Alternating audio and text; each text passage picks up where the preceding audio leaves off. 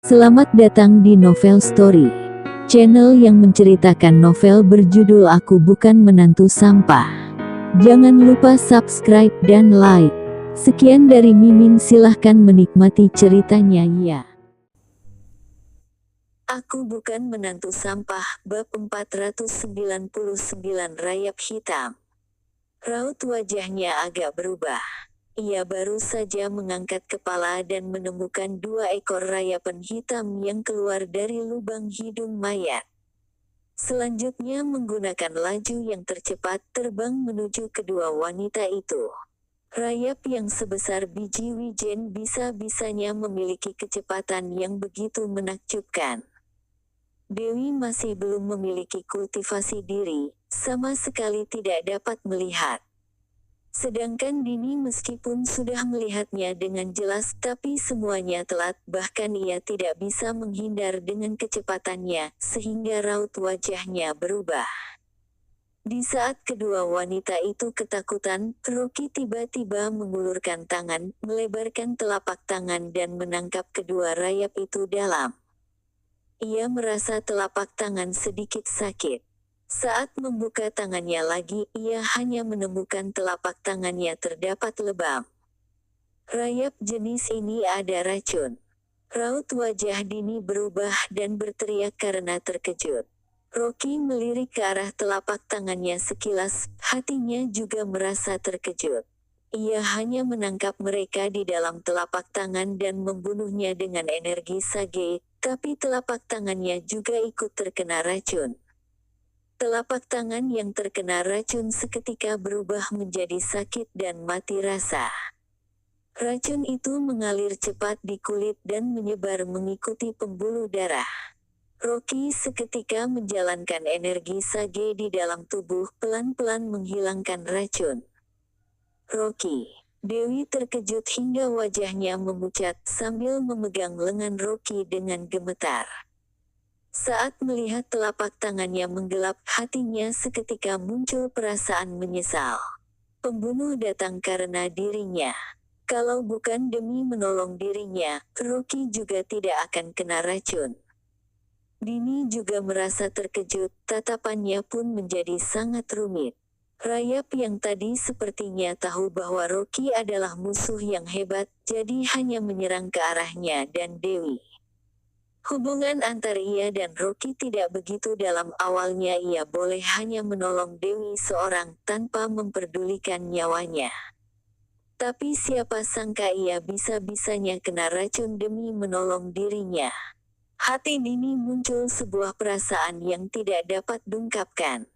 Latihan yang ia terima sejak kecil adalah tidak boleh mengasihani musuh. Tapi hati dingin yang ia miliki hari ini bisa-bisanya sedikit tergoyah.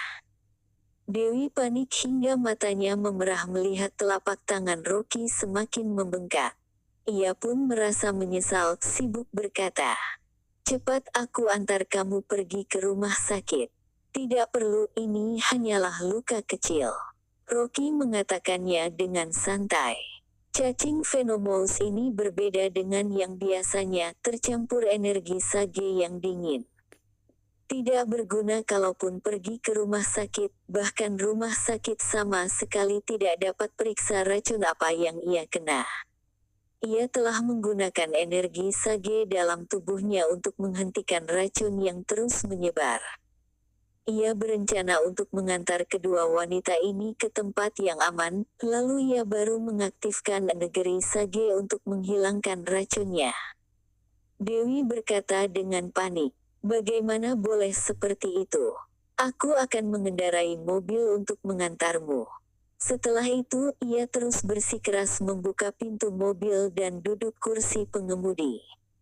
Rocky berpikir sesaat dan hanya bisa membuka pintu mobil duduk di kursi penumpang belakang. Menghilangkan racun setidaknya membutuhkan energi sage yang diaktifkan dalam tubuh selama sehari, yaitu 24 jam. Selama ini ia tidak boleh diganggu siapapun. Jika ia menghilangkan racun di kamar rumah selama 24 jam, maka tidak akan bisa tenang karena banyak orang di rumah. Apalagi Jenny selaku mertuanya pasti akan masuk ke dalam kamar untuk mencari masalah. Ia hanya bisa mengikuti maksud istrinya pergi ke rumah sakit, baru mencari tempat lagi untuk menghilangkan racun. Dini juga langsung naik mobil dengan suasana hati yang rumat. Ia ini biasanya sangat cuek. Para pria yang pernah ia temukan menginginkan kecantikannya. Tapi berbeda dengan Rocky, meskipun ia sudah sengaja menggoda, ia bisa-bisanya juga tidak terangsang. Apakah dunia ini benar-benar ada pria yang tidak menyukai kecantikan? Entah mengapa juga Dini saat ini merasa hatinya bisa-bisanya muncul rasa tersentuh.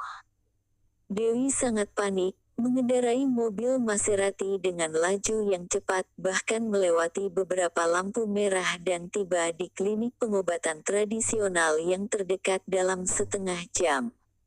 Dokter tradisional tengah duduk di belakang meja kerja, memakai setelan jas dokter putih, sambil membawa perut buncitnya, sambil mengambil ponselnya main, sama sekali tidak pikiran untuk mengobati.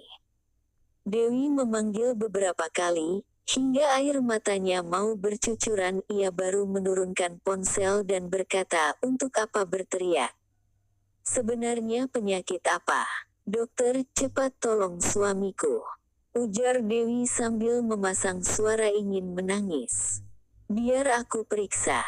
Dokter tradisional itu berkata dengan tidak sabar. Sekali melihat tangan Rocky yang menghitam, ia sendiri seketika juga terkejut. "Bagaimana kamu mendapatkan ini?" "Aku digigit cacing beracun," Rocky berkata lagi, lalu memberi kode agar kedua wanita itu menunggu di luar kantor dan menutup pintu kantornya, mengatakan resep obat tradisional dengan cepat. "Kamu bukalah resep yang sesuai dengan ini." Dokter tradisional duduk di belakang meja kerja, seketika raut wajahnya tidak senang mendengar ini dan berkata, "Sebenarnya kamu dokter atau aku dokternya? Kalau kamu lebih hebat dari diriku, untuk apa kamu datang periksa di tempatku ini?" Rocky menjelaskan, "Sebenarnya aku bukan untuk memeriksa diri, aku datang untuk mengambil obat. Dengan tanganmu yang sudah hitam seperti itu, kamu dapat mengobatinya sendiri." Dokter tradisional itu mendecil pelan dan berkata dengan kesal, "Aku telah bekerja di sini untuk 28 tahun dan tidak pernah bertemu dengan pasien yang seperti kamu, sok pintar." Setelah itu ia menghitung piagam yang terpasang di atas dinding dan berkata dengan bangga, "Lihat tidak? Aku adalah dokter yang terkenal, datang ke sini, maka harus menggunakan resep yang aku tulis. Resep yang kamu katakan tidak termasuk." Rocky berkata, "Aku adalah seorang pasien dan juga seorang dokter tradisional. Tadi ada kejadian yang mendadak, istriku membawaku datang ke sini untuk periksa. Mohon Anda tuliskan resep untukku, itu sudah cukup. Asal bertingkah." Dokter Parubaya itu menepuk meja kasar, lalu memandangnya dengan sinis. "Aku lihat kamu juga baru berusia 20 tahun lebih. Pemuda yang seperti kamu, tidak ada pengalaman dan juga tidak banyak belajar. Penyakit apa yang bisa kamu obati? Jika kamu terjadi sesuatu di sini, maka nama klinikku yang akan rusak. Aku tulis resep apa, maka kamu pakai resep itu. Jangan memutuskannya dari dirimu sendiri." Setelah itu, dokter Parubaya itu menulis dan melempar selembar resep obat, berkata dengan tidak sabar, 13 juta, bayar dulu dan ambil obat. Selain itu, kamu juga harus akupuntur. Biaya akupunturnya sebanyak 340 juta. Begitu mahal. Rocky mengerutkan dahinya, melirik resep di sana sekilas dan hanya menemukan beberapa bahan obat yang dipakai untuk meredakan panas dalam, sama sekali tidak dapat menghilangkan racun. "Cepat bayar uangnya." Dokter Parubaya itu terus mendesak dan mengancamnya berkata, Racun di tanganmu terlalu dalam. Jika kamu masih menundanya, maka kamu hanya tersisa satu jalan mati. Segera bayar dan ambil obat. Kalau tidak, bukan tanganmu yang tidak tertolong, bahkan nyawamu juga susah ditolong. Rocky berkata dengan cuek. Resepmu ini sama sekali tidak mengobati penyakitku. Bahan-bahan obat yang resep paling mahal juga 40.000. Kamu mau aku pakai resep ini, pasti karena uang, bukan? Ia sungguh tidak sangka bahwa klinik pengobatan tradisional ini merupakan klinik penipu yang memperoleh uang dengan cara tidak layak. Raut wajah dokter paruh baya itu berubah sedikit. Ia sepertinya juga tidak sangka bahwa Rocky bisa-bisanya bekerja di bidang yang sama dengannya dan langsung mengetahui bahan-bahan obat yang terdapat pada resepnya. Ia melirik Rocky sekilas, tertawa dingin dan berkata, "Bagus sekali. Membuat onar hingga tempatku. Mungkin kamu tidak tahu betapa terkenalnya diriku di sini. Orang yang berani membuat onar di klinikku, kamu adalah yang pertama." Terima kasih telah menonton, jangan lupa like, komen dan subscribe ya teman-teman agar saya semangat melanjutkan novel ini. Jika ada yang kurang baik silahkan komen di bawah agar saya memperbaikinya. Sekian dan terima kasih ya.